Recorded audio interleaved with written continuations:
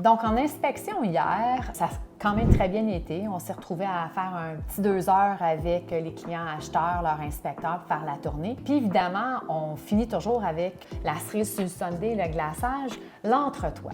Toujours la place la moins intéressante pour les inspecteurs. Vive le Québec, chaud, froid, gel, pluie verglaçante, ainsi de suite.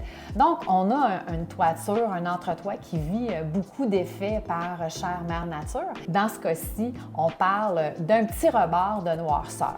Bon, on va s'en occuper, ça va bien aller, mais le conseil que je pourrais donner, c'est que ça vaut la peine que tu viennes juste d'acheter ou que ça fait longtemps que tu vis dans ton chez-toi 2 fois par année. Je pense que c'est nécessaire d'aller faire un petit coucou en haut, d'aller voir qu'est-ce qui se passe, la santé dans le fond, c'est un peu les poumons de la maison, de voir si ça va bien ou s'il y a des petites choses qui se découvrent. Mieux trouver une goutte d'eau au début qu'un lac à la fin.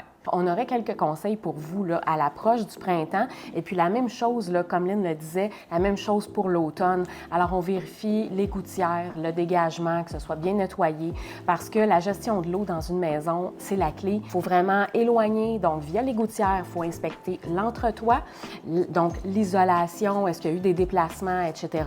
La toiture, est-ce qu'il y a des bardeaux qui sont partis au vent? Est-ce qu'il y a des choses à colmater? Un petit joint de scellant à refaire? Donc, tout ce qui se passe dans l'entretoit, c'est super important. Puis, dans le fond, bien, je vous dirais aussi au sous-sol. Alors, vérifiez là, qu'à l'extérieur, il n'y a pas de fissures qui se sont découvertes, donc que les pentes du terrain sont bien positives, etc. Ce sont tous des points qui vont vous aider vraiment soit à maintenir la propriété que vous venez d'acheter ou encore à faire perdurer dans le temps celle que vous avez. Et puis, si jamais vous pensez également à vendre, si tout ça c'est déjà fait, on est déjà un pas en avant. Faites un petit peu votre inspecteur, vérifiez votre maison, tous les raccoins, et puis c'est vraiment pas du temps perdu, là, on vous le suggère fortement.